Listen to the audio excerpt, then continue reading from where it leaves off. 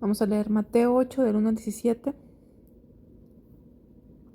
Cuando descendió Jesús al monte, le seguía mucha gente. Y aquí vino un leproso y se postró ante él, diciendo: Señor, si quieres puedes limpiarme.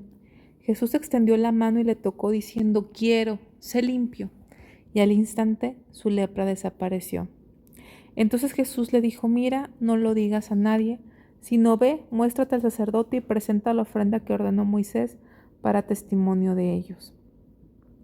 Vemos este milagro que Dios hizo con esta lepra, que era una enfermedad tremenda en la piel, que al final de cuentas iba matando a esa persona. Y la lepra era concebida o tipificaba al pecado. Y el Señor vino a eso, a limpiarnos de esa lepra del pecado, que era una lepra en lo natural. Y el Señor dice que extendió la mano y lo tocó cuando ellos estaban aislados y no se podían acercar a nadie, lo contagiosa que era esta enfermedad. Y dice: quiero ser limpio. Entonces el Señor le pidió que no fuera nadie para que no se desvirtuara y se impidiera de alguna forma el propósito por el cual Él había venido. La ley de Moisés tenía ahí un acto ceremonial que se tenía que hacer el leproso tenía que hacer para ser declarado limpio. Vemos que el Señor Jesús vino a cumplir la ley, no se saltó nada. Así que le pidió que hiciese lo que la ley decía. Entrando Jesús en Capernaum, vino a él un centurión rogándole, diciendo: Señor, mi criado está postrado en casa, paralítico, gravemente atormentado. El centurión era alguien que tenía, un soldado romano que tenía a 100 a su cargo, de ahí viene la palabra centurión, a 100 personas a su cargo. Y tenía, siendo centurión, tenía un rango importante. Sin embargo, estaba consternado, estaba preocupado por su siervo, lo cual eso nos habla muy bien de él.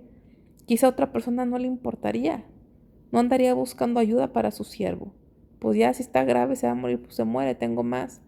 Pero vemos el corazón de este centurión, que estaba preocupado no por un hijo o por un hermano, sino por su siervo, por su criado, porque que venían a ser personas que venían a ser como propiedad de ellos, de sus amos en ese entonces. Dice que está postrado en casa, paralítico, gravemente atormentado, y Jesús le dijo: yo iré y le sanaré. Respondiendo el centurión dijo: Señor, no soy digno de que entres bajo mi techo, solamente di la palabra y mi criado sanará.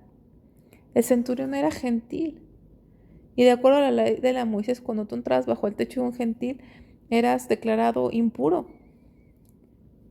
Y se veía de alguna forma que el centurión conocía la ley, sabía de estas cosas, y no, aparte sabiendo acerca de Jesús, no quería, se sentía indigno que él fuera a su casa, y aparte ponerlo en esa situación que marcaba la ley. Y dice que dijera la palabra, versículo 9, porque también yo soy hombre bajo autoridad y tengo bajo mis órdenes soldados, y digo a este: ve y va, y al otro: ven y viene, y a mi siervo: hace esto, y lo hace. Al oírlo Jesús se maravilló y dijo a los que le seguían: de cierto os digo que ni aún en Israel he hallado tanta fe. Así es la autoridad. Tú no puedes tener autoridad si no estás bajo autoridad. Entonces dice: yo soy hombre bajo autoridad.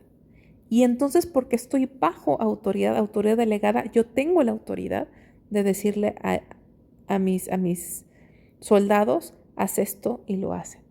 Entonces tenemos que entender esta enseñanza, ¿no? También acerca de la autoridad. No podemos tener autoridad si no estamos nosotros primero bajo autoridad. Entonces dice que Jesús se maravilló y dijo a los que seguían: de cierto os digo que ni aún en Israel he hallado tanta fe. Y os digo que vendrán muchos del oriente y del occidente y se sentarán con Abraham e Isaac y Jacob en el reino de los cielos. Mas los hijos del reino serán echados a las tinieblas de afuera, allí será el lloro y el crujir de dientes. Los hijos del reino, muchos de los judíos pensaban que por ser judíos ya tenían ganado el cielo, y dice que muchos van a ser llevados a las tinieblas.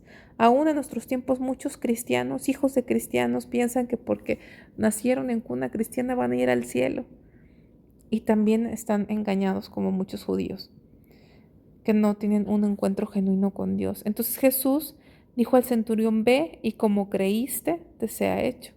Y su criado fue sanado en aquella misma hora. El centurión sabía y tenía claro quién era Jesús y el poder de Jesús. No necesitaba ir físicamente. Él tenía poder para sanar desde donde estuviese. Vino Jesús a casa de Pedro y vio a la suegra de éste postrada en cama con fiebre. Pues fíjate, Jesús vino a Pedro, el apóstol Pedro, y vio a la suegra de éste postrada en cama. Entonces, para muchos la religión tradicional les enseña que Pedro fue el primer papa y los papas no se pueden casar, pero Pedro nunca fue papa ni estuvo en Roma y él se casó porque pues tenía una suegra. Entonces, tocó su mano y la fiebre la dejó y ella se levantó y le servía. Y cuando llegó la noche trajeron a muchos endemoniados y con la palabra echó fuera a los demonios y sanó a todos los enfermos. Vemos cómo se manifestaban.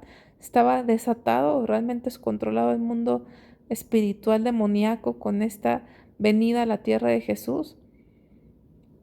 Y él con la palabra echó fuera a los demonios, con la pura palabra.